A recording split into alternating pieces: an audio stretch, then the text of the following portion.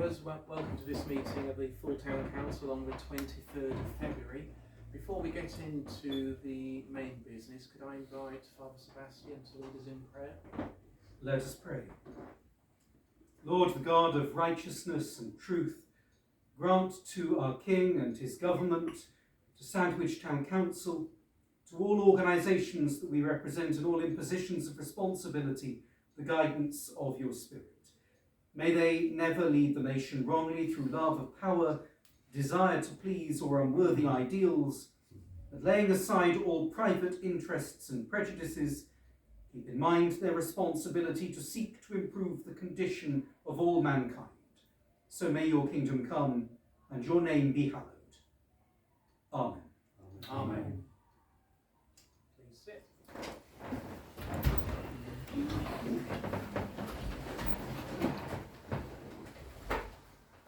Thank you.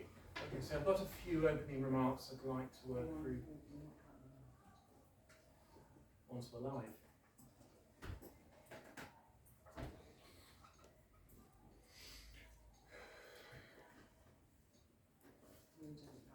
You do any time in advance.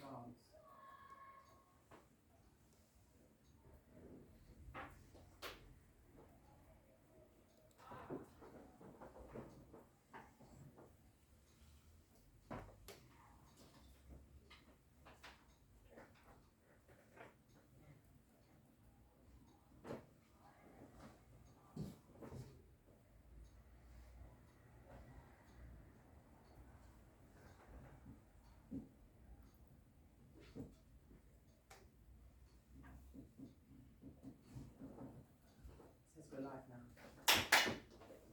Okay, thank you very much. So I've got 5 things I need to go through, so if I just quickly read each of them out. So the first is to mention the second round of grant giving from the Georgina Maddox Trust was launched on the 9th of February, and it will remain open for applications to the 20th of March. So just 2 requests around that.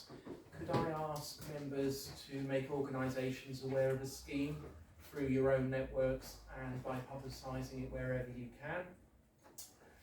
I've already contacted each of our local schools and have spoken to the headmasters at each and the headmistress at one, sharing details of how they might apply.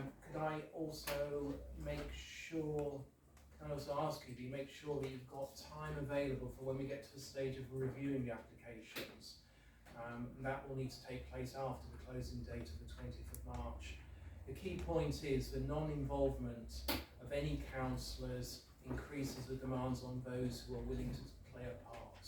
It had a small impact last time, and I hope everybody's willing to step up this time to play their part in terms of reviewing the applications.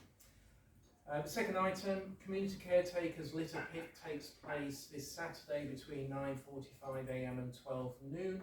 Thanks to Councillor Wiles for organising this, and it would be good to see many of us involved in the activity on Saturday. Third thing, some of you may know Jan Collier, who sadly passed away recently. She was a Sandwich resident since 1960, and she was a lady who looked after the notice board on No Name Street and was involved in a number of local organisations over the years, raising funds for a whole range of those organisations. I just want to mention there's a service to celebrate Jan's life at the Church of St Peter's and St Paul at Worth on Wednesday the 4th of March at 12 noon. Should any councillor want to pay their respects to Jan, I will be attending there to represent the Town Council. We will be holding the annual thank you event for volunteers and community champions here in McGill's Hall on Friday the 27th of March. Again, it would be nice to see some of our councillors there to celebrate the efforts of others, and some of the councillors who are going to be invited as volunteers in other lives. So but anybody who's not directly invited, there's an open door for councillors to be involved. And then finally, later in the agenda, we have 3 items that have been listed for consideration as confidential items. I just want to say that 2 of these have moved on since they were originally issued by the Town Clerk, and that's agenda item 18 and 20. They've subsequently been reconsidered due to a couple of elements which I'll cover when we get to that point. But we will take a vote on whether they remain within confidence or whether we're happy to do them in public. So we'll come to those later. Thank you very much. Town Clerk, do we receive, have we received any apologies for absences? Yes, we've got apologies from Councillor Breen, personal commitment. Councillor Carter is unwell. Councillor Mallet and Ungerson hope to be with us shortly, but they're not here yet. So Thank you very much. Moving on to agenda item 3, declarations of interest. This is to receive any declarations of disposable pecuniary interests from members in respect of business to be transacted on the agenda. Do we have any? As a trustee of the Savage Heritage Harbour Trust, I will not take part in the item on the Fishergate, and I will not vote on that. Thank you. And I think the same applies to Councillor Franklin as well. Okay, thank you very much. Any others? No. Okay. Moving on to agenda item 4, we have minutes of the last meeting. So we've been asked to approve the minutes of the full council meeting of the town council, which was held on the 26th of January, and to consider any matters arising from those minutes not covered elsewhere in the agenda. Does anybody have any comments? Councillor Marie? Yeah, thank you, Mr. Mayor. Just one for me. In the STC 126.1, it says, Chair's opening remarks, Council attended the funeral of Mayor Paul Watts. It's Mayor Jeremy Watts, and that's the only typo I can see. Thank you. Any other comments?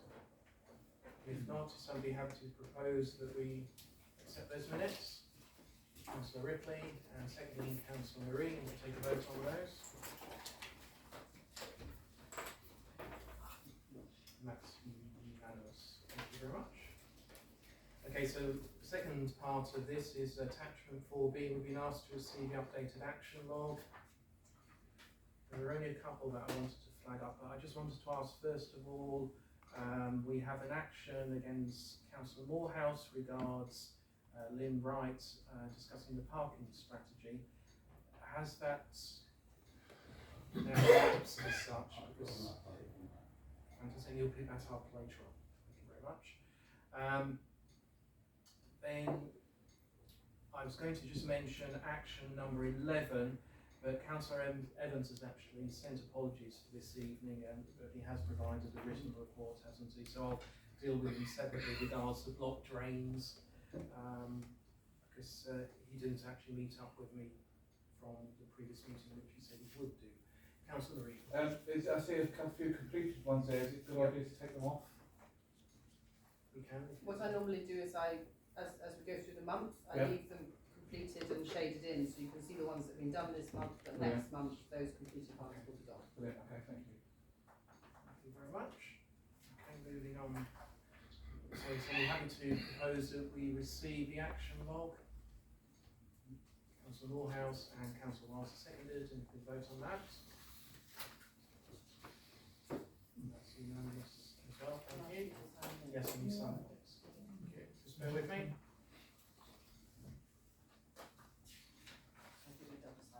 Yeah.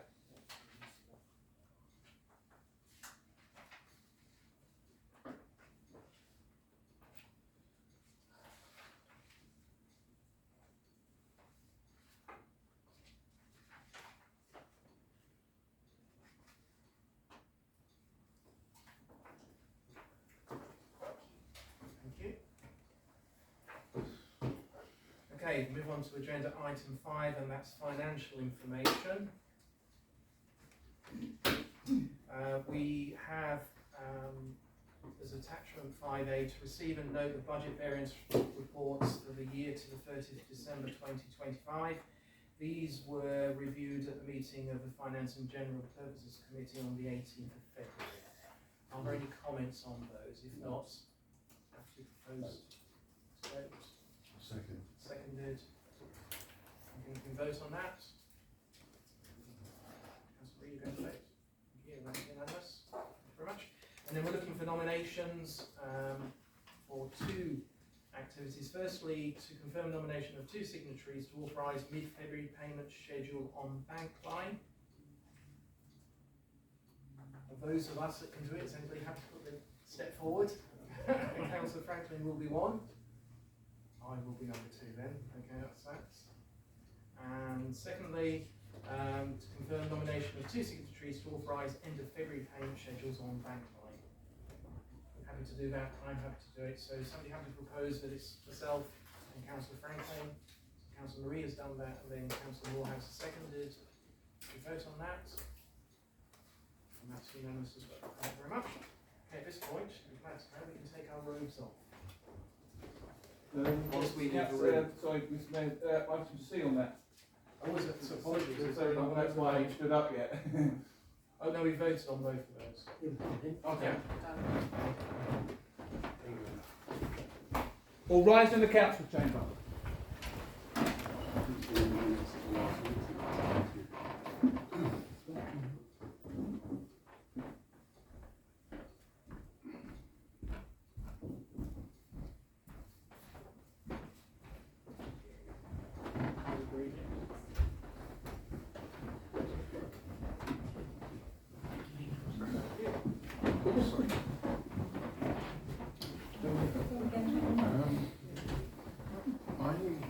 I don't know if my membership of the History Society has lapsed.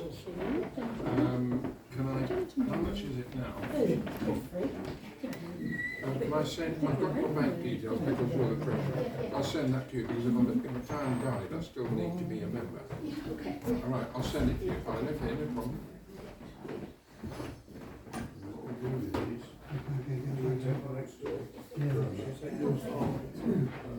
Things.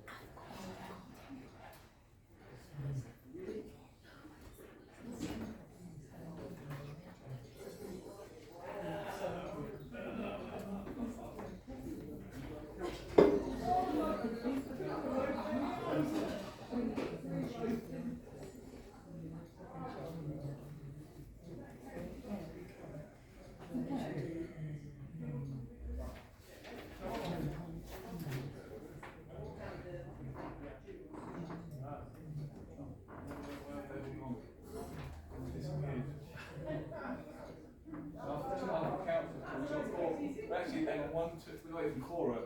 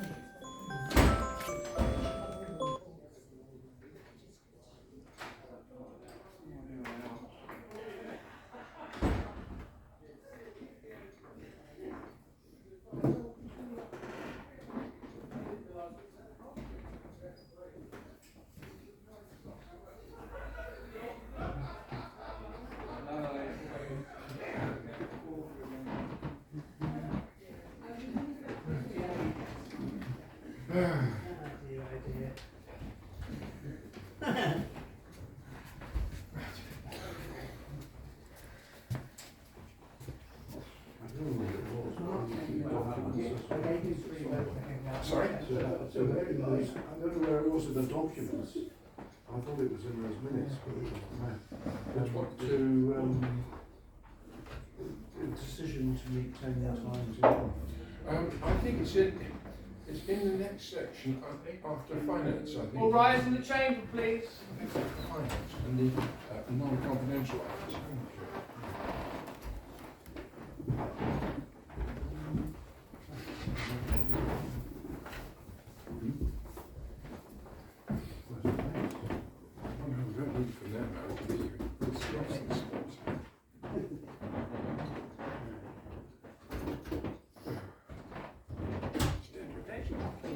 seat.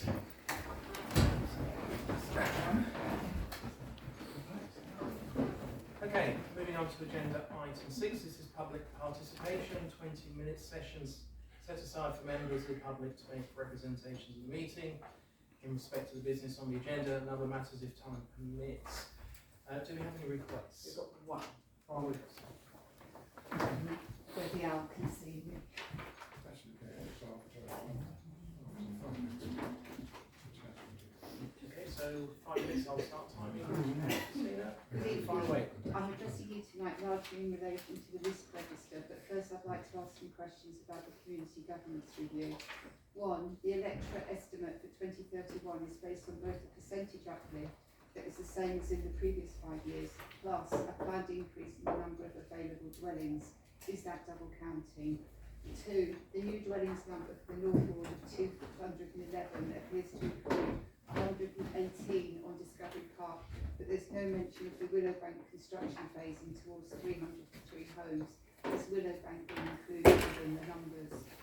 Three, might there be a case for creating a third ward for Sandwich by 2031 for residents residing north of the river who might have different interests to the residents in the conservation area? Moving on to the risk register, on items with this is numbers within the risk register. Number 8, council records, IT backup. The IT policy appears to exclude backups for the YouTube videos. The OWL device recently failed to record half an hour of a committee meeting during a live stream, and the same half hour is missing from the YouTube video available for catch-up viewing. Will STC consider video backups? 12, staff training and support. Omits to mention SILCA training and CPD hours for the town clerk and potentially the assistant town clerk.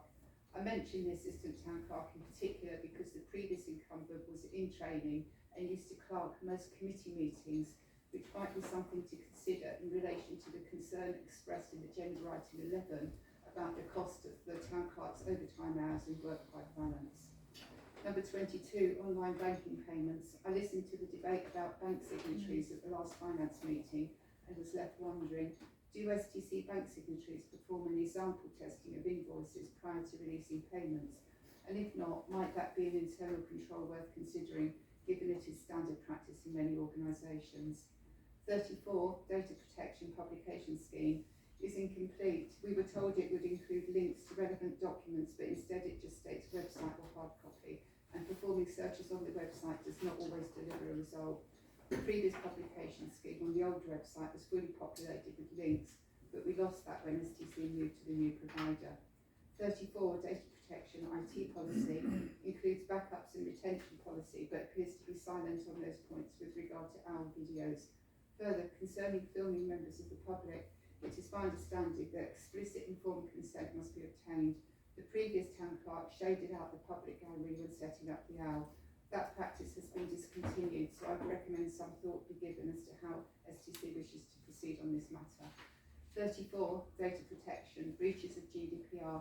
Last month, agenda attachments marked confidential were published to the STC website. I advised a couple of councillors that I had seen the file, which had downloaded automatically to my device when I opened it. Given the reports were treated as confidential due to containing personal data, the assumption must be there was a GDPR breach. So I'm confused. What does that mean in terms of copies already downloaded and potentially shared by members of the public?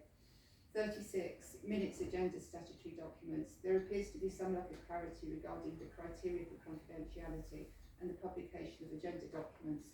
The Public Bodies Admission to Meetings Act 1960 stipulates the requirement for agendas to be published with a minimum of 3 clear days' notice and adds, with the exception of confidential items, and I quote, the agenda for the meeting as supplied to members of the body must also be published electronically in advance of meeting, together with such further statements or particulars, if any, as are necessary to indicate the nature of the items included. So just a header isn't enough. Therefore, given that I was advised this morning that items 18 and 20 are likely to be deliberated in public rather than under confidential matters, it's my understanding that attachments 18 and 20 should not be deliberated or decided upon because those reports were not posted to the website at all, let alone with a minimum notice period. 37, committees working parties taking decisions inappropriately, states clear terms of reference issued for committees and working parties. However, I cannot find a terms of reference for working groups on the STC website, despite it being referenced both in standing orders and committee terms of reference, and I have not been able to find any evidence of terms of reference or membership being agreed for the working group meeting on the Mayor's 800th anniversary, which was referenced in the application submitted to the budget setting process in November as having agreed, that is, made decisions on estimates of their budget requirements. And 38, last time, to meeting location and accessibility, states a council chamber may be accessed by the jury room, yet it's my understanding the jury room is often out of bounds. This issue has been raised by councillors previously, so I'm surprised it doesn't appear to have an open action against it. Thank you very much. Are you happy to leave that? Yes, you can have that.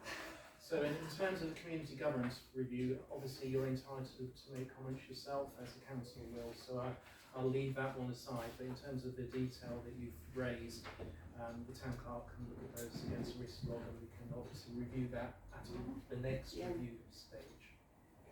I'll do that. Thank you. Oh, sorry, that's fine. Thank you.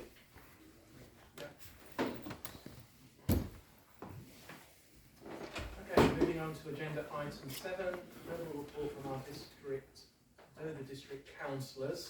On the basis we've got one of them here this evening. Councillor Moorhouse, would you like to give us an update? Thank you, Mr. Mayor. I attended the town team meeting this morning and found out that the sprucer that was employed, the contract has come to an end. The sprucer hasn't been able to do as much work as anticipated because of the weather, and I think they are looking at perhaps reintroducing at a later stage when the weather improves. I'm on the subject of the weather. The two things I've been bringing up a few times recently is the road markings by Motor that access the car park, and also Council Wales alerted me to some double yellow line faded in St George's Road, and again the work, it is scheduled, but it can't take place at the moment because of the amount of damage we have recently. Right, I sent an email to Sandwich Town Councillors on the 28th of January providing information on the parking charges that come into force on the 1st of April. The headlines are the charge for 1 hour remaining the same at £1.80, along with no change to the 30-minute charge, which remains at 90p. This is also the minimum charge, 90p. Charges for 2 hours or more will increase from £1.80 per hour to £2 per hour. With respect to the car parks at Gaze and Salts and the Quay, the maximum stay has changed from £10.80 for 5 to 10 hours to £13.80 for 7 to 10 hours. The other significant change is the maximum length of stay in the Guildhall car park will be reduced from 5 to 10 hours to just 3 hours. And you mentioned Councillor Wright, who's the portfolio holder. At the last full Dover District Council meeting held on Wednesday, 28th of January, I did ask why the Cabinet had completely ignored the recommendation of the Overview and Scrutiny Committee, and all I got back was the usual party political statistics about how many decisions made by the previous council, a Cabinet not following recommendations from the Overview and Scrutiny Committee. I was asked by this planning committee, Sandwich Town Council Planning Committee, if there are any grounds for appeal on planning application 25/00665, which is the land on the north-east side of Beale Road, Sandwich. Considering that the Dover District Local Plan SAP 21, land adjacent to Sandwich Technology School, was for housing only and did not include a care home. The response from DDC is, this application was discussed at the Planning Committee meeting in October, where members resolved to grant outline planning permission in line with the recommendation. The committee report discussed relevant material considerations and the principle of development. Since the meeting, works have been progressing in the background on the Section 106 legal agreement, which is currently being drafted and amended, following which the decision notice will be issued. There is no third-party right of appeal, So a judicial review would be the process by which to challenge any granted permission. If you, as Sandwich Town Council, decision would be legally flawed. It would be for Sandwich Town Council to obtain their own legal advice on the likely prospects of that being successful. Moving on, I've been contacted by a member of the public expressing concern about the tree felling on the Bulwark in Sandwich. What appeared to be perfectly healthy trees that were situated adjacent to the boundary fence of the salutation were recently felled. And their location was on the opposite side of where the tennis courts are situated. And at the Sandwich Town Council meeting held 4 weeks ago, it was mentioned that it would be greatly appreciated if Sandwich Town Council could be advised in advance of any work of this nature. So the response I've had is that Sandwich Tennis Club applied for planning permission to replace the existing tennis courts on the 15th of April 2025 with new paddle courts on the same footprint. And this was granted on the 17th of June 2025. The application site boundary included the trees but did not propose to remove or carry out any works to them. As such, planning colleagues did not consider the proposal to present any threat to the trees. Subsequently, an application for works to trees in a conservation area was received on the 26th of September 2025 from Sandwich Tennis Club. This proposed to fell one tree and prune branches to another. The application stated that works were being sought due to root damage to the tennis court and debris from leaves. The Parks, Open Spaces and Countryside Department at DDC advised that when applications for works to trees in a conservation area is applied for, the Council has 6 weeks in which to either raise an objection, choose not to raise an objection, or make a tree preservation order to prevent the works from going ahead. The decision was made to raise no objection based on the evidence submitted. This contradicts, because the question being asked is about the trees adjacent to the salutation, not the trees by the tennis court. So I've asked for further clarification on this, because what they've given me is a report on the trees applicable to the tennis court.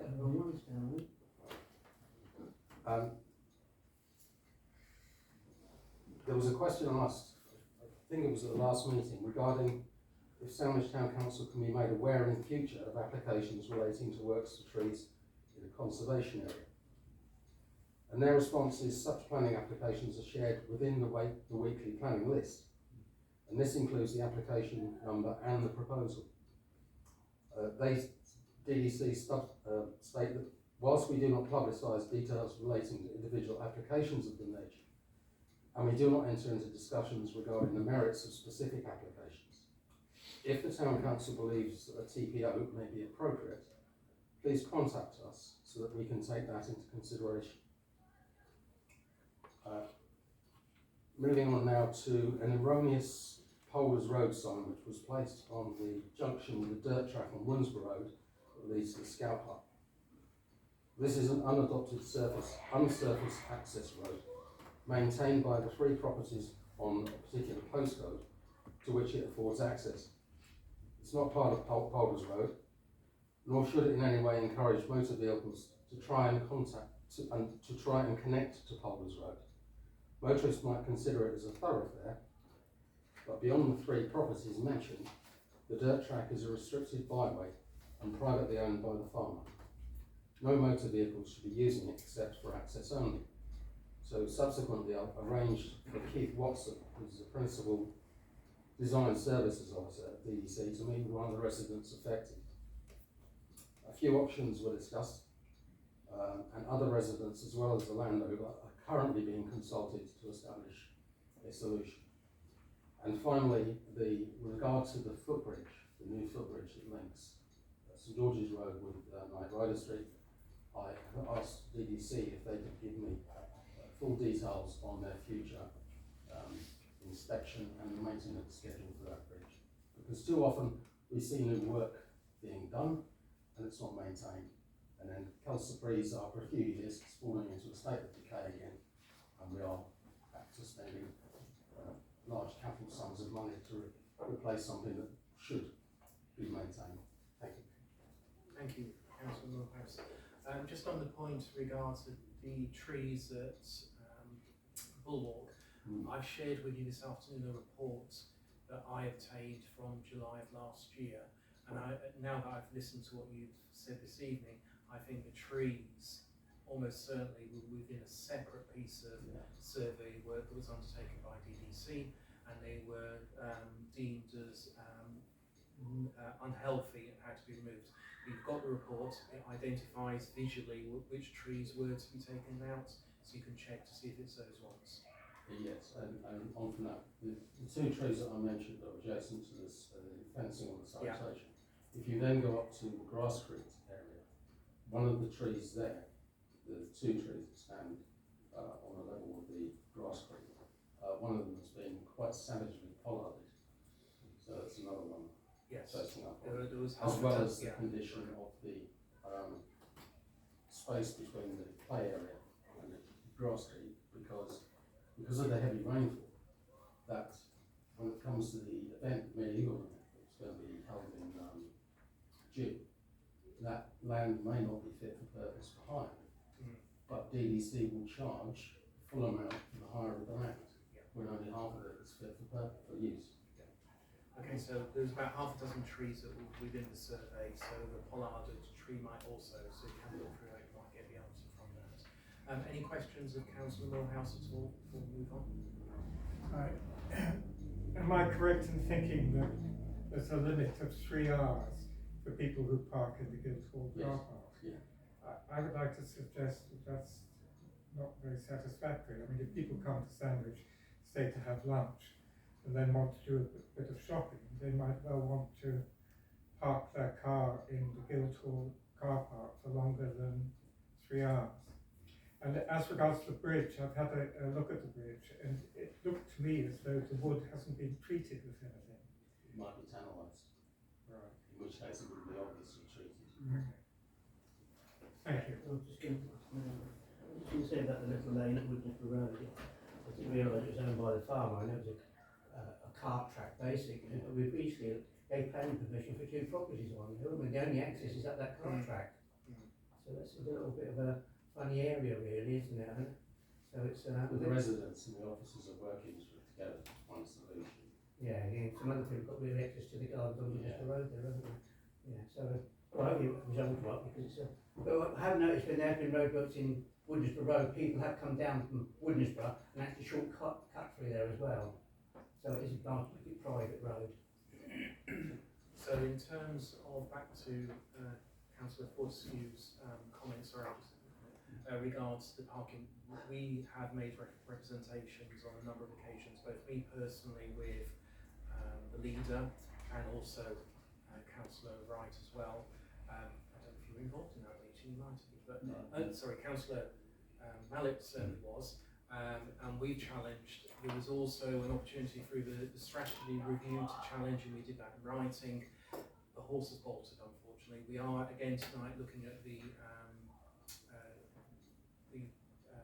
change in terms of the actual notice on it, and we can play the comments in again, but it's been through all the levels within Dover District Council and they have accepted the change. We pointed out many times about 3 hours of the impact it would have on people visiting the town as tourists, but also on the ability to shop as well. We lost the argument. When I was given the statistics as a response to my initial question, my comeback on that was to ask about an impact assessment, which I'm assured that they will do. But no doubt it will be skewed in favour of whatever the decision is, because none of the 2 political parties at Dover like to admit that they might have got it wrong. Oh, it's just to clarify, the 3 hours in the car park, is that 3 hours then you have to move, or 3 hours and then you pay the full daily rate? 3 hours and you have to move. Yeah, it's a limit. No. There's probably the no return within 2 hours policy, I would imagine. Maybe on the day. Okay, thank you very much. Sorry, but how does that work with, for example, somebody who is running a stall on the market? Yeah. Well, they expect, so sorry to come back on this and elongate it, but the expectation is that there is not enough spaces within the town to park, and the solution, and we did challenge it, that the district council have come up with is, well, therefore you make people stay shorter times, therefore you get churn. Okay, so, thank you. So moving on to agenda item 8, Councillor Evans has sent apologies for this evening, but he has provided a written report, so that'll be circulated to. Could read it, or not very long? Could read it now, yes. KCC monthly report, February to March. The KCC budget was passed without any real opposition to the proposal. This means the first rise under the maximum in the last 12 years. I would like to add that KCC staff will be getting a 3.8 pay rise to match the cost of living. Staff who are closer to the minimum pay threshold will be getting slightly more. I would like to point out that this pay rise is more lucrative than that being offered to the NHS, which is 3.3. CERN special needs funding provision is to be announced by the government this week. I will keep you updated how this will affect local schools and children. State of the roads, only emergency potholes will be patched until the new budget in April, after which bigger road laying projects will be announced. We have an explosion of potholes since Christmas and are presently concentrating on these. KCC social care budget has now been brought under control. We're currently looking at more projects to get some of this back in-house, which will give us better control on costs. I will ask questions again for you on what the plans are for the Wayfarer site on St Bart's Road. Yours sincerely, Councillor Peter. Okay, Mr. Mayor, just want to make a comment regarding the potholes. Not a lot of people know this, and I've found it out. You can, if anyone hits a pothole, it damages your vehicle, bursts your tyre, or damages the wheel itself, you are legally entitled to claim against county council. It takes a long time, but you can do it. Just making it out for the video as well. You can claim against KCC, and they will slowly pay for the damage. As long as you provide enough evidence. Yeah, exactly. The photos, time, dates, etc., etc. Councillor Moorhouse. Yes, referring to that actually, I noted, I did some research on this. There's a section 58 defence that KCC can use, and it can legally reject claims if they prove they have a reasonable system of inspection and repair, which they often refer to, which is why 90% of the claims submitted to DDC fail. KCC, sorry, yeah. No. Yeah, 90%. And so there's only a 10% success rate. And I actually recently, again, having spoken to Councillor Evans about this countless number of times, reported I've got a reference number, the stretch of road between St Mark's Road and the New Street level crossing. You now have to do like an obstacle course to get through the road to get across the level crossing, because it is beyond water. Normality. Yeah. Okay, thank you very much. Okay, moving on to agenda item 9, and that's a report from our local police representative. Have we had anything from? No, not this time. Okay, if we could possibly contact her after the meeting, that'd be good. Okay, updates from councillors. I just wanted to mention one meeting that I attended with the town clerk. Met with DDC leader Kevin Mills on the 11th of February, and we had a number of items to discuss, but I just want to mention 2. The first was the freezing of the release of funding to progress the refurbishment of the Castle Market toilets. There was an expectation for the last 2 years that the money would be made available, and then it was made available, and then it wasn't available. But using a toilet analogy, Kevin Mills was able to unblock the problem. And we all know we have the work underway as of last week. So it's brilliant, but it had come to a halt. And just by speaking to him, he did, to be fair to him, make a call to the right people in DDC, and we've now got the work underway. The second thing was I raised concerns about the base data used for the community governance review. And we'll discuss that later in this meeting. But what Kevin's intervention did was it opened up a dialogue I've been having with a DDC officer in electoral services who's leading on this consultation. And I'll cover that in a bit more detail when we get back to that agenda item. Okay, that's from me. Anybody else in terms of council plan? Yes, I went to the town team today for the very first time, because they seem to have had, past tense, an impression that we were going to just dump the tollage fund into the council funds. It took, yes, well, they've been misled, shall we say, by various sources. I think I've seduced them of that help from Councillor Anderson and Councillor Ripley and Councillor Moorhouse to point out that this is not the situation. We will discuss it on Wednesday, but it took quite a long time. So clearly some people, some malevolent actors have been at work. Thank you, that was short and swift. Anybody else? If not, Councillor Brew. Yeah, just quickly, Folk and Ale quiz night this Friday evening at the Market Inn. If you haven't booked your tickets or booked your table, please do. There are limited spaces. I plan to be there, not taking part. I know there's a councillor's table that are going to be there Friday, so I'm going to come there and wind you up for the evening. That's it. Thank you, sir. Thank you very much. Okay, we can move on to the next agenda item, and that's agenda item 11 with attachment 11 relating to it. This is timetable and committee structure for 26-27. So we did discuss this at the last meeting. There were a couple of points that we wanted the town clerk to come back on, so we'll cover that in a second. But I just want to mention a key context point to note is that under the next term, the next administrative term of the council, we are looking at the moment a significant reduction in the number of councillors, and that certainly will put pressures on those that remain. Some in the room, some new, I expect. So the key point I'm trying to make is what the town clerk has done is tried her best to look at how do we make sure that we are efficient as a council, but also don't put too much burden on the staff in terms of running the sort of model we've been running up to this point. And so some of the suggestions in here are taking account of that, because it does cost money and time to have a town clerk come in just for one meeting that starts at 6:30 on a separate night from other meetings. So some of the suggestions in here are trying to tackle that, and it would be good to have a sensible debate about whether these should be adopted or not. So, town clerk. I mean, I think you've really said it. It's just, you know, we're at 52 with me, 52 evenings with me reducing everything down as much as I possibly can, given the things that were agreed at the last meeting.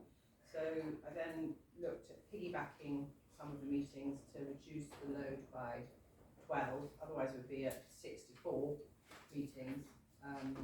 And each one of those meetings, there's a dead time between 5 and 6:30, as well as the meeting time. So it's very efficient use of council time.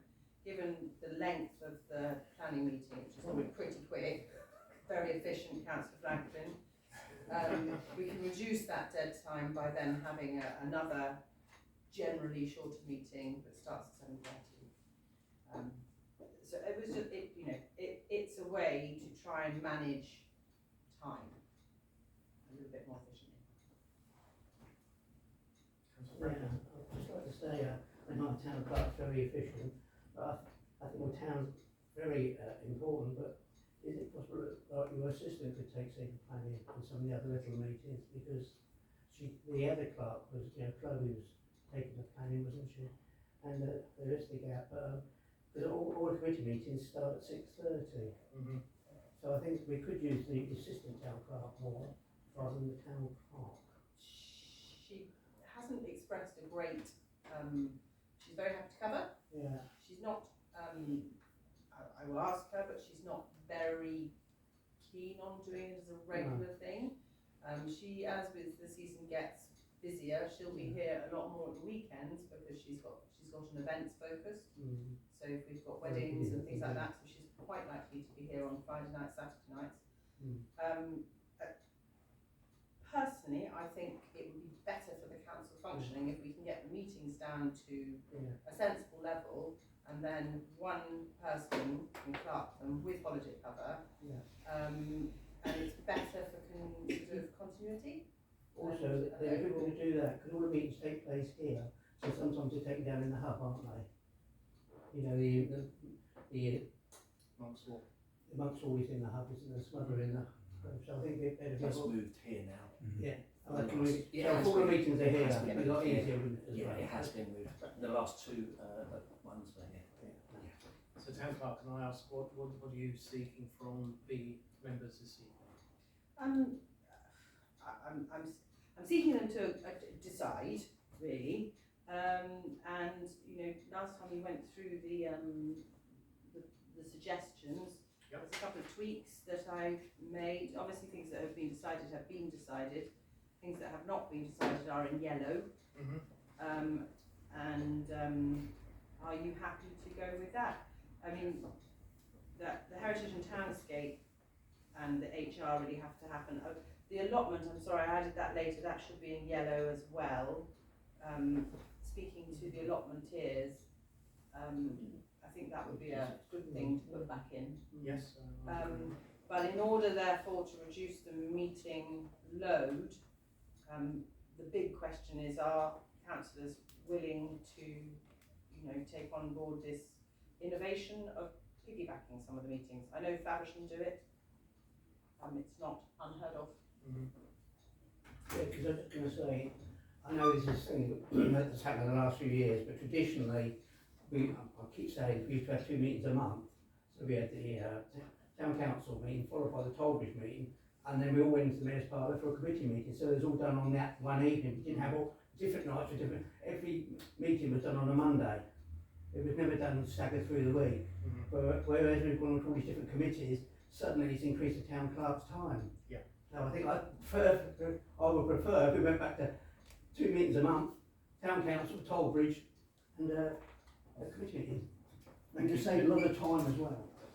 Councillor Rick. Right, 2 points. The first one is piggybacking. You've mentioned planning followed by Monk's Walk, and planning followed by museum and archives.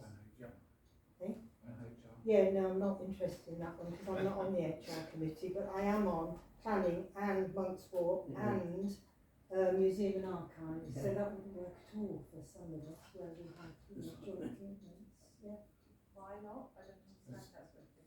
Well, if you're having planning and Monk's Walk and then planning and museum, are you talking about staggered? Yes, Yeah. staggered. Okay. So planning will start at 6:30, Yeah. which is normally done in between half an hour, 45 Yeah, minutes. yeah, that's for the thing. sure.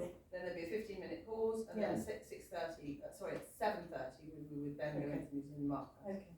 And that would just mean that it is a longer night those nights, Yeah, but no, it's that's less. not a problem. I was just concerned that you might have things, you know, planning and museum and archives and possibly something else added on as well. Yeah. No, but it's not, it's just No. 2 at a time. Yeah, okay.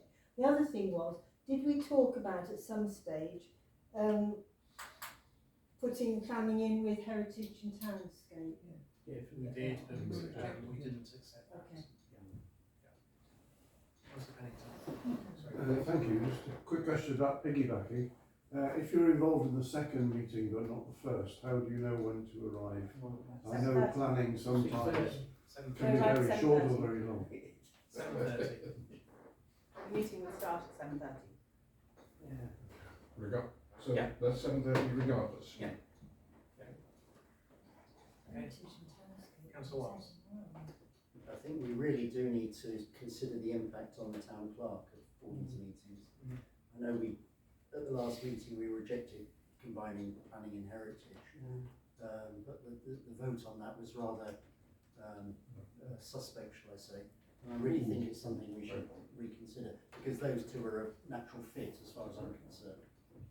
We can't, points noted, but we can't reconsider. We did vote, and it was a majority vote by one. Councillor Marie. Yeah, thank you, Mr. Mayor. A couple of things. So, is it dead certain that we're going to lose 4 councillors from the council? No, we'll come on to that. Because the other thing I'm concerned about is also it's about the quorum, because we've been on the knife edge a few times, and my biggest bugbear I said last month as well was councillors not attending, and they should be attending, especially when they're chairs to committees. So I do feel that the quorum needs to be looked at if that's the case of losing 4 councillors. But I will be supporting keeping the 16 instead of 12. If there's no other comments, I'd like to propose that we do accept what we've got in front of us, because I think the thing is, if you have to do 2 meetings and they're on the same night, that means you've got a free night elsewhere. If you know the second meeting starts at 7:30 and it won't be brought forward, then you just turn up at 7:30. So I think it covers all bases, but what it does do, it manages down a bit of the time that the town clerk has to commit. So I'm happy to propose that Councillor Moorhouse is seconded. Within the detail though, H&T would go quarterly as well, which we have talked about before, so I'm hoping there's acceptance of that as well. And HR already is quarterly. Okay, so we have to vote on that. And that's unanimous as well. Thank you. Okay. I think this is now the update on Fishergate. Attachment 12 in the pack into agenda item 12, so I think this is probably why Julian has stayed this evening. I'm sure it's not out of desire to be in the council meeting. Oh, it's great to see you all. Nice to see you. Far away, Julian. Yes, thank you. It's obviously an update on Fishergate, just an update on the works and a sort of overview of what we've discovered so far. I want to run through briefly the grant funding process, because I've been approached by a couple of people talking about it and they think it should be happening a lot quicker than it is. But there's a process that we need to follow, and we've got to get everything right in stages as we go through.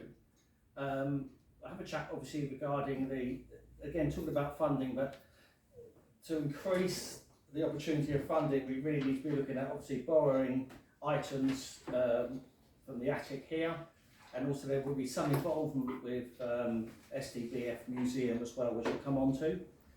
Quick recap of what was agreed last year on Fishergate. And then obviously I'm going to have a chat about the the ongoing discussions, I should say, with Sandwich Heritage Harbour Trust. So we'll start obviously with the discoveries. I think some of you are aware of the fact that we found a stained glass window hidden up in a wall that we've removed, and that's now sitting in the collection store, it's called, isn't it? Collection store, yes. So that's in there, and we're continually working in there. Actually, it's progressed since these photographs. So we're there once or twice a week, removing the coverings and revealing the original fabric. So it's a very interesting project. You're all invited to come along, not at once, but all invited to come along and have a look at what we're doing in there. So we're taking the photographs, we're discovering things as we're going along. I'm in regular contact with Historic England, who, obviously on a regular basis, and then we come on to the stages of this funding process. So I need to get surveys done. I need to obviously get the costing, because I'm looking to go for, to get the whole lot through grant funding, the whole package. So. To get that, obviously, we need detailed costs for the capital work. So that's my next stage. Once everything's ripped out and everything's cleared out, then we go into the grant funding process. I'm in regular contact with the National Lottery Heritage Fund. I know what they need from me. They've also asked for other, questions regarding the maritime objects. What are we going to be displaying? What the Sandwich Heritage Harbour Trust, what experience do they have in sort of delivering museums, and about the visitor engagement and sort of learning programmes. So that's all taking place. The involvement in the STBF Museum, to be able to get other items, we really need to be able to show that, that we've got some strength behind us as a new museum, as it were. So by partnering up with STBF, we're going to have more chances of securing the grant funding. Without that, it's difficult. It's difficult enough anyway. If anyone's trying, this is not getting grant funding for, some new computers or, so this is major capital works against a lot of competition. So we've got to give ourselves every opportunity. Okay, you've got one chance at this. So we've got to get it right. So I'm looking to say some involvement with STBF Museum. just to add a bit of strength behind the loans. We also will be looking to engage with other people locally as well. So I know there have been a couple of discussions, I believe, that happened with the Medieval Centre, and perhaps, you know, because obviously given the location there, it makes sense to be able to work between us. So there we are. So recapping back from last year, this ongoing Fishergate saga, we agreed, or you agreed, that's the same, that, you know, you looked at the different options. And I think one of the founding or the major factor behind making a decision was you have to, a museum wouldn't give the opportunity of actually getting the money to do the work. So that's what it actually, I think, came down to. So we're supported by Historic England to do this work. We're going through the whole process at the moment, and I'm pleased that you made the decision to do a maritime museum. And then obviously my discussions with the Sandwich Heritage Harbour Trust. I mean, we've had a couple of meetings. I know that obviously they had regular meetings, and we've looked at all different options. We've looked at, you know, possibly, you know, what would it look like if they were going to lease the property. Well, leasing the property wouldn't actually help us if they leased it from us, because we need to have full control of the money that can come in, and the money that can come in is not rent. The money that can come in is from donations, from selling the prints, from making this into something. So we've looked at all different options. We looked at perhaps a share agreement, but it's so difficult when we're looking to split the building to actually make it work for either of the parties. So my proposed operating and income model I've shown here. I've shown what we would be responsible for, what we would do with the income when it comes in, and obviously what Sandwich Heritage Harbour Trust responsibilities would be for, and their sort of commitment. And basically the arrangement ends up with the sort of asset stewardship and financial control coming under us, and the operational delivery and volunteer engagement coming through Sandwich Heritage Harbour Trust. And the rationale behind it, well, here it is, you know, income is protected. We've got to get income in, we've got to protect it. We won't get any money unless we show that we've got a long-term maintenance strategy. That is key to it. It won't go anywhere without that. That's what they're looking at. So what's that look like? Well, they want to know that we've got enough money to carry on. So in 20 years' time, people are not sitting here thinking what we're going to do, we've got to spend more money. So this is a one-off opportunity. So there we are. I've given you an indication, estimate of, you know, what it could cost STC for running. It's going to be about £7,500 a year. That doesn't include business rates. I'll be looking for obviously the Heritage Harbour Trust to take that on board, because they should be exempt on that. And then I show what the income will be. And I've been, you know, I never overdo things on income. I've proved that before, that if I say something, I'm going to be there or thereabouts on that side. So we've got the hiring with some space, you know, £60 a week, donations only £40 a week. I mean, sure, we're going to be able to achieve that. And most importantly, the sales of prints and merchandise. I mean, this is going to be a commercial edge to it. This is what all museums, as far as I'm concerned, should be doing, which is earning money and paying for themselves. So we're going to be on that side. We've got enough. If we don't make, if I can't prove these figures, and I've got to prove these figures to the obviously the heritage, yeah. I mean, you can disagree with them. It's them that have to agree that those figures are right. So I've got to be able to show, obviously, to back that up with them to get the money. Because unless I can show that we're getting the income, we're not going to be able to get the money, because they need to know that we're going to be able to pay, not pay them back, but pay for the future work. Okay. So I was asked to look at a virtual office. Wish I hadn't. I mean, it's I'm sure in some areas, I've done it before actually in Canterbury, and it worked, but there's not going to be enough people to make it work. It's going to put too much pressure on everyone else. So on that side, a virtual office wouldn't work, but there certainly is an opportunity for a registered office address to be used, and we get some money back on that side. Now I haven't allowed for that in my estimated income. I mean, to me, that's, you know, whatever we get in addition to that would be a sort of a bonus. So I'm willing to take this on. I've gone on a bit. Willing to take any questions that you may have. So Julian, thank you for very detailed reports, and you've answered some of my questions. But us tonight to make a decision on the proposed operating and income model for Fishergate. So opening up for questions. Councillor Anderson, I saw the hand. Yes, thank you very much for your report, which I found really fascinating and very helpful.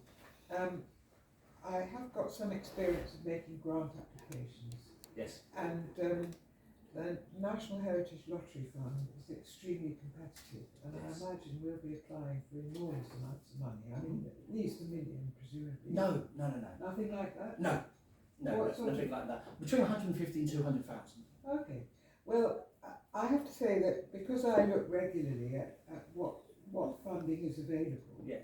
I do come across other funders for heritage projects. Yes. And I would advise you to look at or register with an organisation called Kent for Community, for as a numeral, because they do their own, they put together a whole list. It comes about once a fortnight, I think, sometimes. And you have to be very selective, but I have noticed that there are funding bodies that are specifically about this kind of project.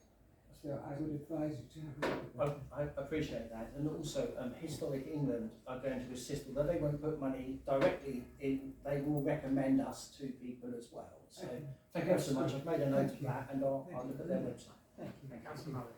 Oh, just your comment about the museum and that being part of the incentive to fund the Fishergate.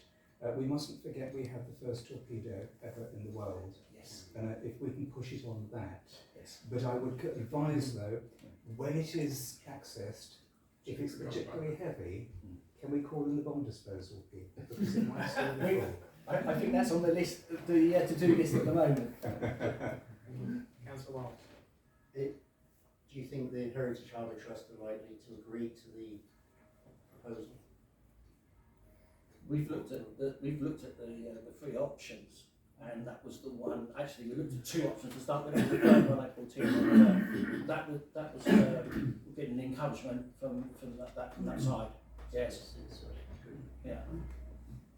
If I may, I would say, and I think Councillor Franklin would agree with me, that yes, we are happy with this suggestion. It's helpful, thank you. Councillor Pennington. Thank you. Yes, I'd like to thank Julian for this report. I think it's very helpful.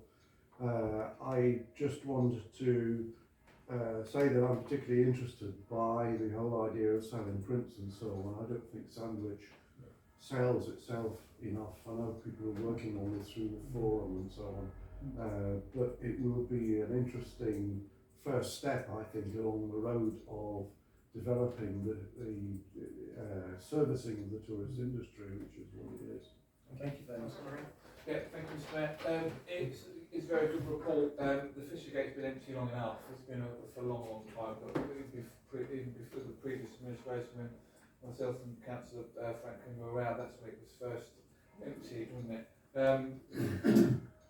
Yeah, if the Heritage Harbour want to take it on, then by all means, I'm happy to propose it in principle. We'll get relevant of the funding. If the funding is not available, if the funding, we don't get the funding, then we have to come back to the table because that's what we're going to do. Yeah. Okay, so I just thank you for explaining about your conservative approach to income, but I just wanted to, because you answered some of my thoughts on that, but I just wanted to check the figures that you put in there, is that net income as opposed to gross? So for example, for prints and merchandise, 4,000, is that gross or net? Net. Net, okay, that's right. Thank you very much. So we've been asked to decide that the proposed operating and income model for Fishergate determine whether Julian's proposed model will be acceptable in principle, subject to securing the necessary funding to deliver the museum project and subject to contract. Moorhouse and put on that. That's unanimous as well. Thank you very much. Okay. Moving on to yes, local government reorganisation. We've been asked to receive a report on the consultation on Kent's local government Reorganisation, consider the recommendations. And that is agenda item 13. Town Clerk, did you want to say anything on this? Obviously, this local government organisation is coming down the tracks at us. Councillor Moorhouse knows. Yeah, I mean, we have a window of consultation. We are not statutory consultees. However, it is a big change for everybody, and I think, I would imagine that councillors would want to have their say. There are 4 or 5 different options. I included the little maps. I don't know if councillors have had an opportunity to read the business cases that are attached to the various different options, because without that, the maps are geographical pictures, really. And so it's very, I went through this process as an individual in order to work out how best to comment on it. The questions that are part of the consultation are at the end, questions during the consultation 1 to 9. Obviously, members will have different opinions as to which they think is the right model, but I think those differences can probably be captured in question number 9 using a written sort of summation discussion in the text box. Thank you. So I'm happy to start bidding unless somebody else is really keen with their option. Mr. Moorhouse, would you want to say something? Yes, concerning that is that the Kent County Council's preference and Dover District Council's preference are very, very different. And I think in either case, we will become weaker. And therefore I believe that reducing the amount of councillors, which possibly could have been a sensible approach, were retaining the existing local government model. But because of this, we become weaker, and we will. Centralisation always weakens, doesn't strengthen at all, in spite of what is being sold to us by both of the political parties. I would be in favour of retaining the complement of 16 councillors at the moment. Yeah, we're going to come to that. We're on the LGR model, and we'll talk about the number of councillors. So, Councillor Wiles? Yeah, I've looked at all of this. My preference is option 4D, which is effectively East Kent, incorporating bits of Swale and bits of Folkestone. I don't think the 3, Canterbury, Dover and Thanet, are big enough. I think 4D is a good size, 523,000. And the key thing for me is geography. Joining up with Ashford, for me, it's just too remote. It's as bad as Maidstone. Whereas that East Kent, presumably the headquarters would be in Canterbury, and it's a much more cohesive and coherent local authority, and big enough to do the work that KCC Cllr does. So we are all entitled to make our own comments as well, so online as part of the consultation. So I'll come up with a different bit. Mine was for 4B, and I had reasons around that, mainly because it ensures the size of the unitary councils are at a sensible scale rather than too large. It also would mean that we are part of a unitary council that retains our local identity. We already have strong links into Thanet and into Canterbury, so it felt to me like a better model. We haven't got those links into Medway as such, but horses for courses, you make your choices. So, Councillor Moorhouse? The DDC preference was 4B for that very reason. Retaining existing geographical boundaries. I agree with Councillor Wiles because councillors got a lot of problems. And this is what happened when we had this 50 years ago. I mean, I'm not the only one that was here 50 years ago. But we had our own borough council, did we? And the first thing done, the thing worries me is things like planning, because they're not going to worry about us. Because I don't think we have any thing on a planning applicant with my project, definitely consider us for planning, consultants at all. They're talking about planning things are just relieved to the officers, aren't they? And that really, really scares me. And I don't think bigger is always best. I mean, I don't go back to Borough Council myself, but I don't like it at all. Any other comments? So we have an option, so we're a couple of, sorry, more than a couple, a few decisions to consider. So first of all, we're invited to receive the report, so I think we can do that. So is somebody happy to vote that Councillor Marie and Councillor Moorhouse to vote that we receive the report? Okay. Secondly, we're asked to, well, I'll come back to the second one. The second one is we're invited to comment personally on the report outside of the meeting. Well, I think that's a given.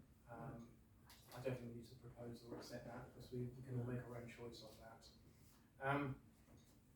So, the third one, members are invited to choose their favourite option from the options available. If we're able to do that, then that's great. If we're not, then we're not going to decide. Option 4B. 4B. I'm happy to second that. So 4B is the smaller of the two. Councillor Wiles was suggesting 4D. 4B is Canterbury, Thanet and Dover. That's what I relayed in the previous DDC verbal update. We have voted for that at DDC. So can I take that to a vote, and if it fails then we can possibly take a proposal on 4B. So 4B, Councillor Moorhouse is proposing, I'm happy to second it. If we're happy to vote on that. I'm going to abstain because I haven't done the reading. Okay. So I think that is a majority vote. So you have 4 abstentions, 1 against, and the remainder are for it. And then the final thing is to reflect on the responses to the consultation questions for the favourite option. Do you think you've got enough? I mean, I've given a couple of reasons myself. I've got maintain existing boundaries, geographical boundaries, but maintaining a suitable size. Yes, so it ensures, so what I've noted, ensures the size of the unitary councils are a sensible scale. It also means we will be part of the unitary council that retains our local identity, because we already have strong links with Thanet and also with Canterbury. Parliamentary district boundaries, and also when you look at the economic division of Kent, then it makes sense to have Canterbury, Thanet and Dover lumped in together. So there's 2 more there, economic division and parliamentary boundaries. Okay, happy with that? Just going to say a little thing. Yep. 50 years ago, Sandwich Borough Council had the best social housing building in England because the size of the town and the new estates of St Bart's, we did fantastically well. And once we got into Dover, they didn't do a lot of council social building, did they, in this area? They tried to say it's too expensive. Yeah. Thank you. Yes. The trouble is with this is that all the local authorities are all over the place. You know, some support one, some support another. So making this decision is it's difficult. The only option which has more than 4 supporters is 3A. And what I would say is that ultimately it will be a central government decision, so they'll take in all the information, and as Councillor Wiles quite rightly says, there is a real mixed bag of opinions on this. So you would suspect that maybe central government will just make its view from top down. Yeah. Okay. Moving on. Agenda item 14, community governance review. I think this is more relevant and more impactful for us. So I just wanted to make some comments at the outset before I open it up to observations from members. So the key consideration for us is that the structure of Sandwich Town Council remains robust, representative and also able to meet local challenges. The consultation itself only has 2 key questions for us to answer, and that is, 1, should the number of councillors on the above named town parish council be changed, i.e. Sandwich? 2, please state what the proposed number of councillors of this council should be and the reason for the proposal, or please give your reasoning as to why the number of councillors on this council should remain unchanged. So it's very, very low lo-fi in terms of how they're wanting input to this. So we will have 2 questions to answer. So I've got a few notes, sorry, just setting the context. So the proposal made is for the number of councillors to reduce from the current 16 to 12 for the next election. This is based on the projection of an estimated electorate by 2031. To retain 16 councillors, we would need to have an electorate of around 9,000.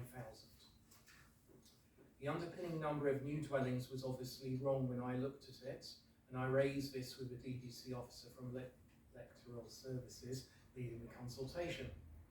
And the initial response was that the original figures were based on a monitoring return issued by planning in late November 2025. These showed new dwellings of 11 for the North Ward and 12 for the South Ward, if I remember correctly. The reason I can't prove it is because every time they've changed it, you go onto the portal and it's got different figures. So, but my memory served me right that they were round about 11 and 12 for each of the 2 wards.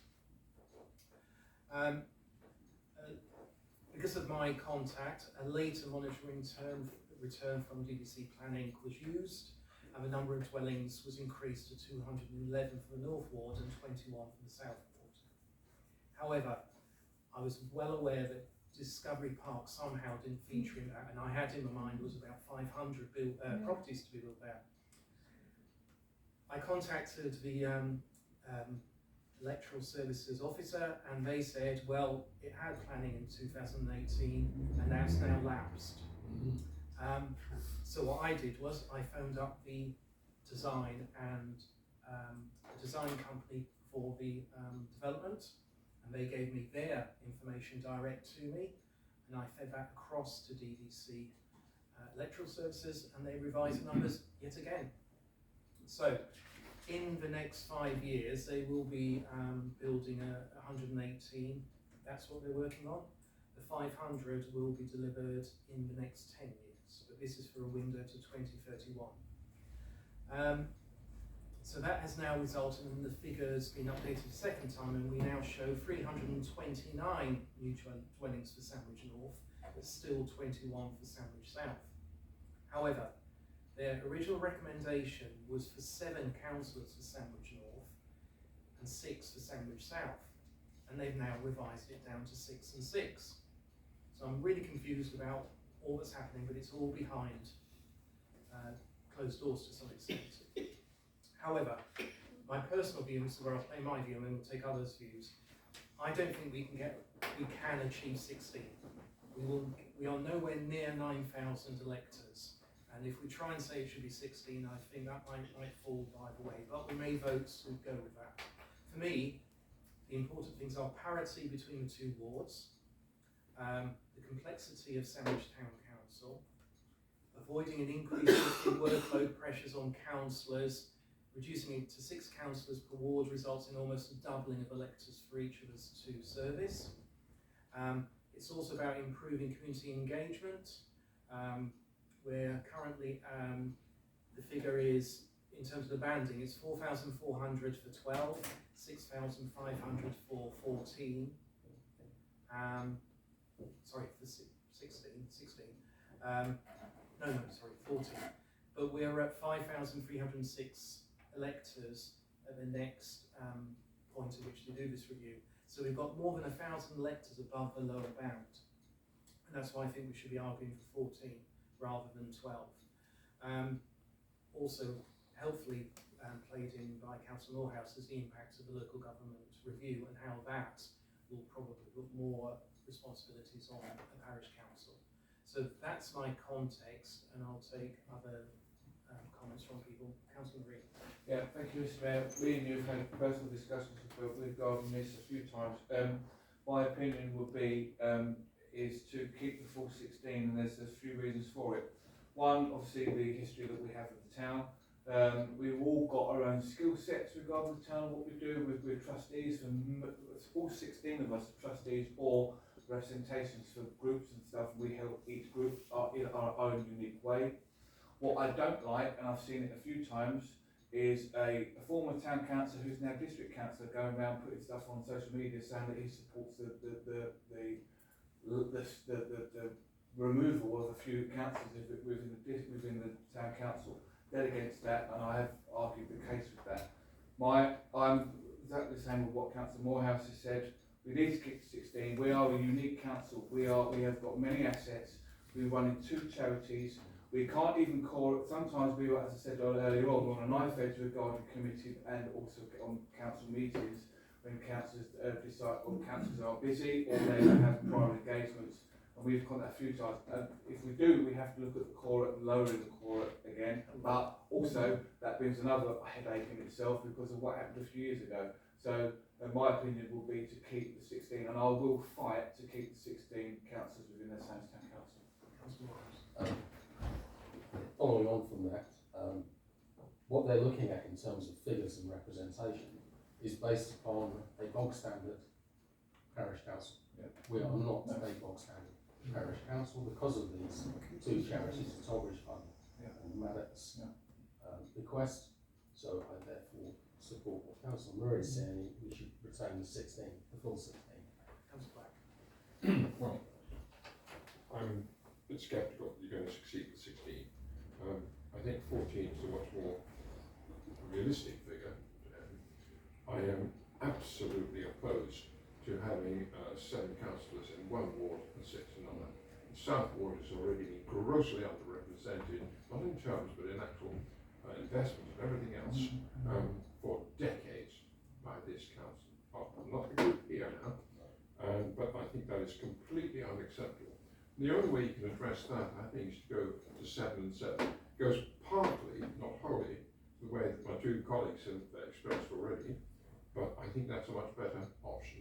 And it gives us that little bit of, not surplus, but we have a more complicated council than most, as we all know. Thank you. Sandwich has always traditionally had 16 councillors. We always was 1 council, 16 councillors. But because of political pressure about 20 years ago, they decided to divide the town in half. And the unfortunate thing is they used the railway line, so I live on the wrong side of the tracks. There's no problem doing Sandwich South, which I thought was terrible. Things like using the railway line, which only built in the 1840s, but that's modern anyway. But I totally agree. The thing that worries me is the committees. You get people off it, you're not going to get core, even the town council might struggle. And I think the more councillors also, it means that each council, if they go down to 14, they take on more responsibility. And at the moment, I have enough people phoning me up with that. So I'm for 16 traditional. Yeah, we'll come to that. Councillor. Thank you. Yes, I find myself in interesting position because when I chaired Westgate Council, I fought against a proposal to increase the number of councillors from 12 to 16. Having seen how this council operates, I do think a larger council is justified, as some councillors have argued.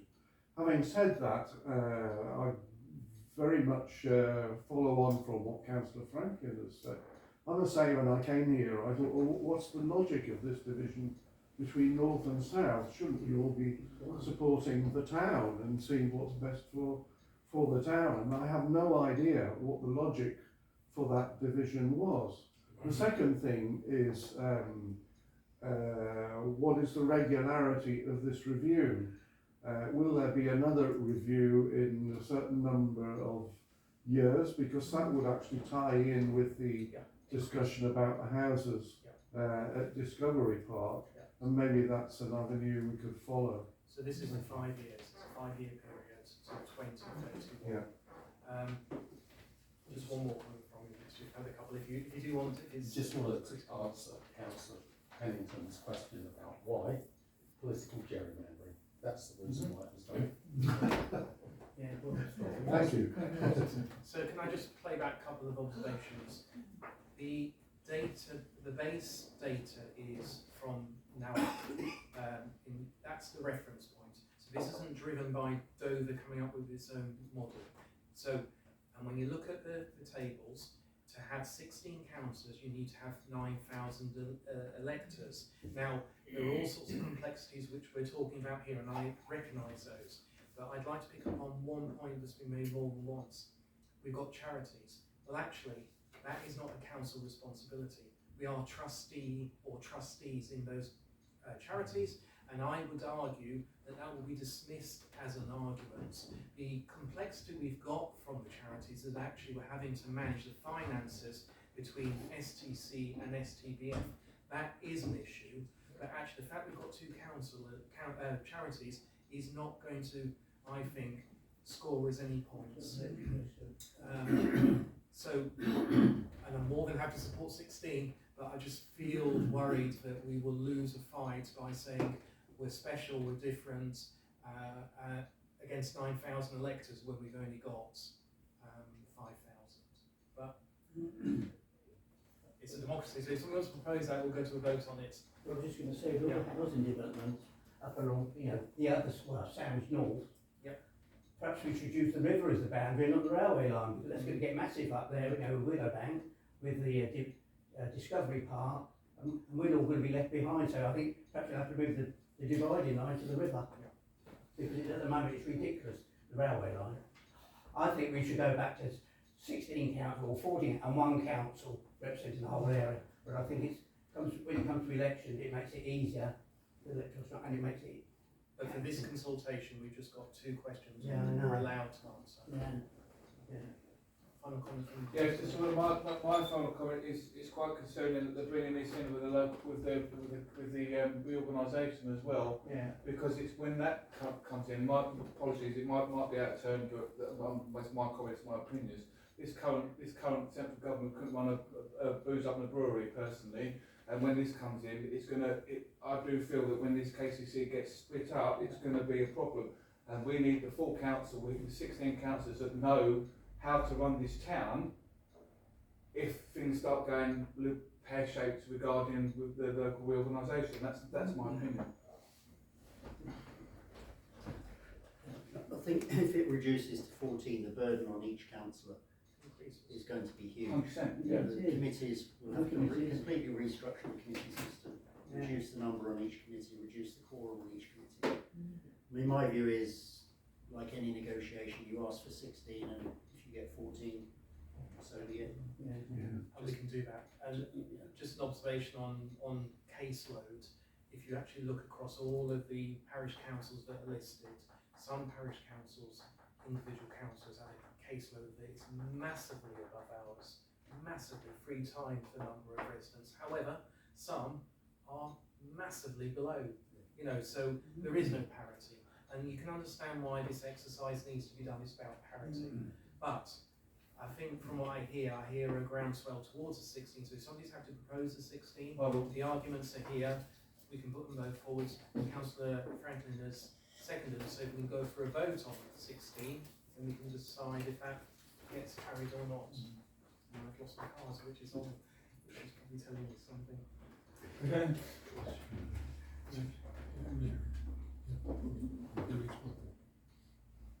So that's carried, and what we can do is the arguments that we've discussed here, which I've also already noticed some in any case, we'll frame it around 16. And as you say, negotiations. You can go in where you want to end up, or you can go in where you want to stay. So the danger is if you ask for 14, you now get it to 12. Looking at 12. Okay, thank you very much. Moving on to agenda item 15, and that's the Dover District Council off-street parking places. So this is the end of the process, I suppose, in terms of implementing the changes, and we have challenged and we have lost this one. However, it doesn't mean to say we shouldn't replay our unhappiness, and I did draft a suggested form of words, and unless we need to debate those, if somebody's happy to propose that those words are acceptable, then we'll take those to Dover. So, second. Would you like to vote? That's our response. We're not happy, but it's going to happen.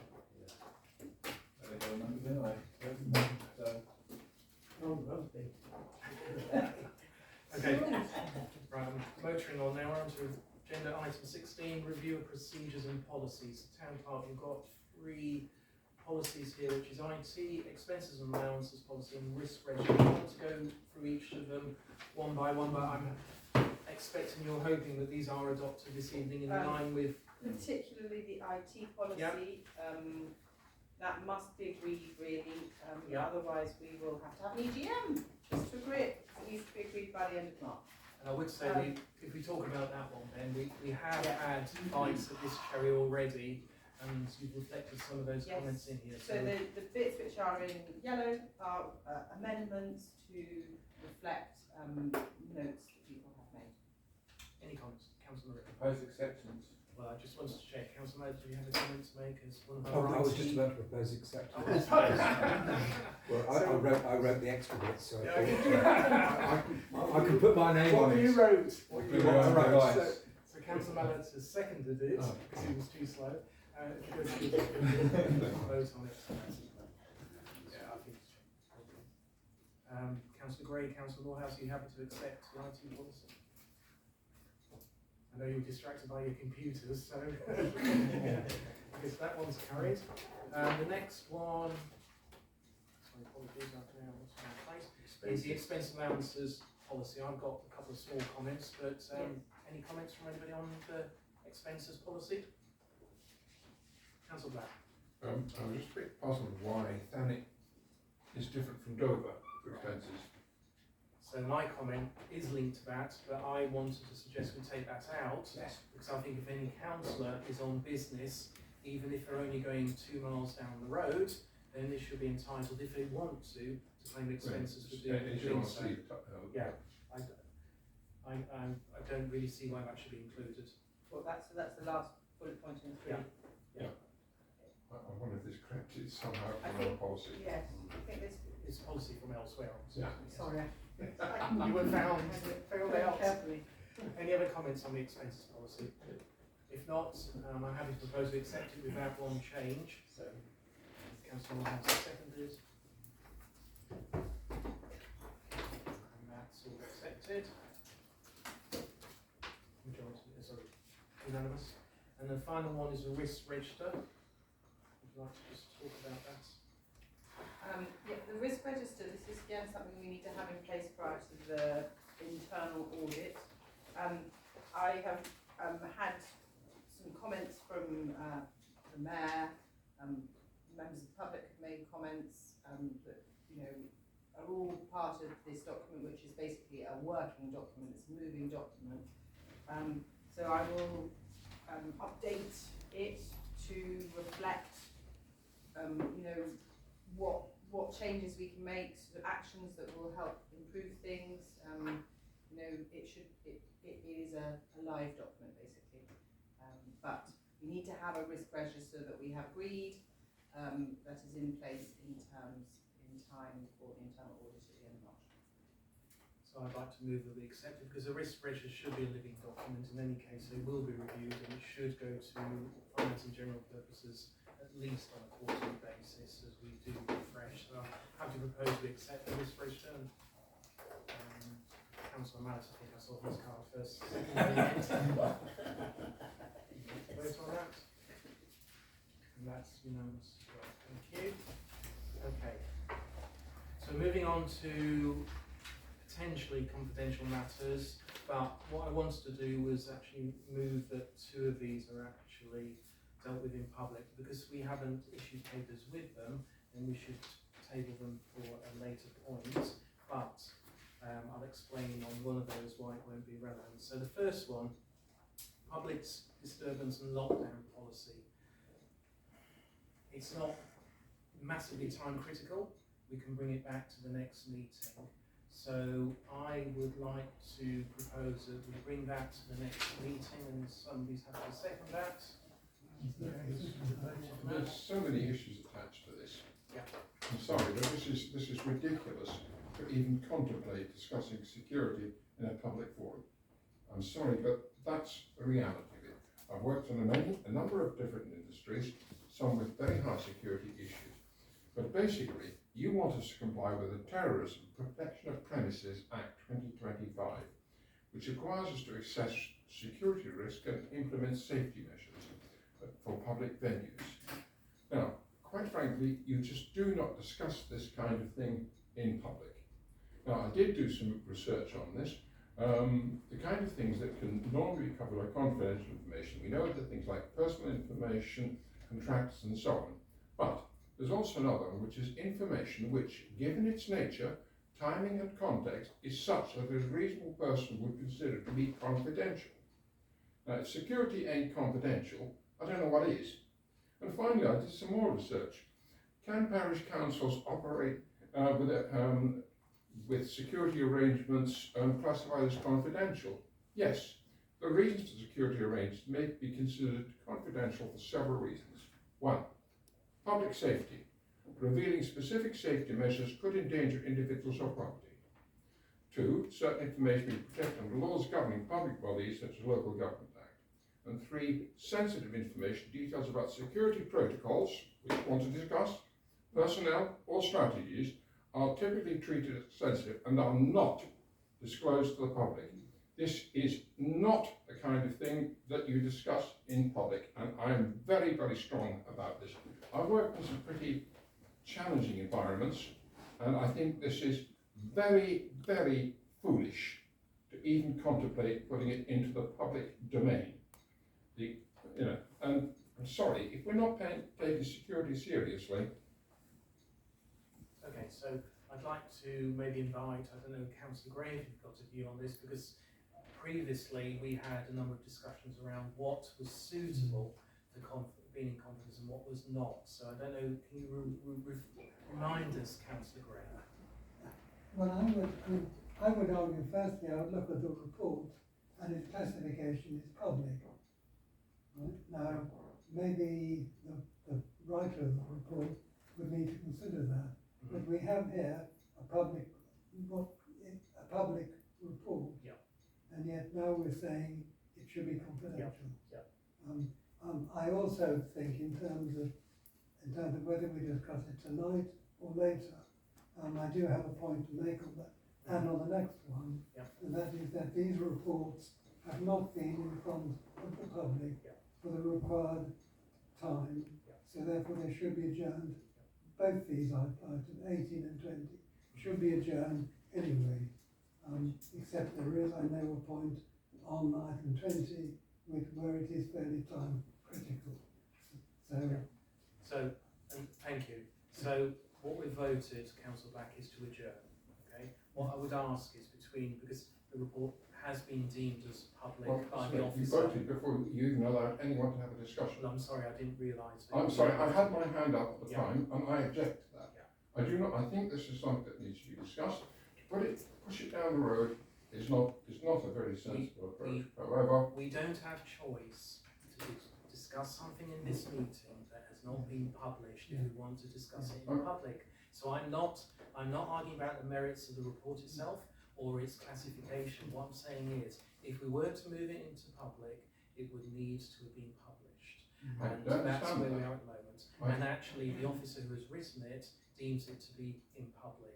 So I think there's a conversation between yourself and the officer between now and when the next meeting takes place to just satisfy either yourself or the officer that we're making the right decision. Okay? Thank you. Can we move on? I just want to make a comment. Regarding Councillor Black's comments, I'd like to be involved in that meeting as well, because I've worked within the police. I've worked within the police.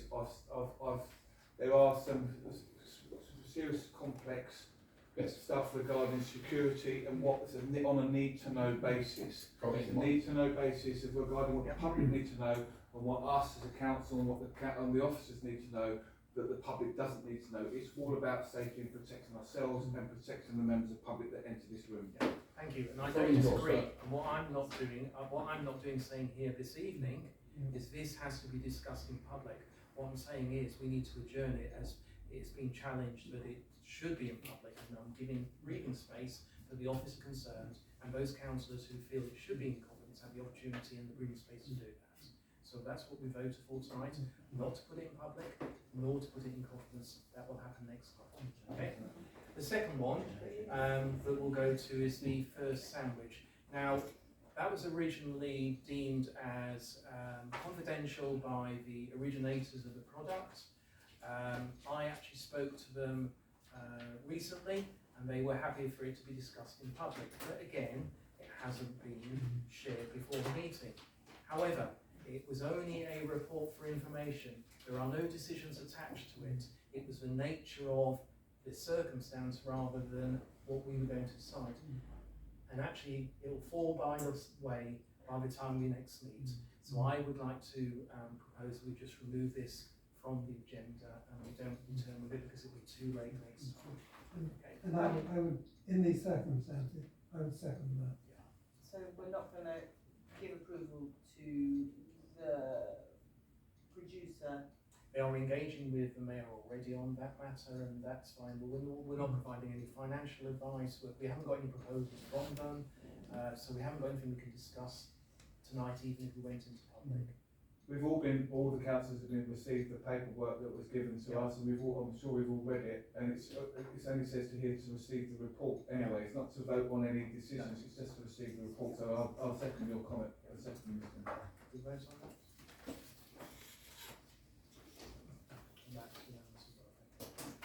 Right, okay.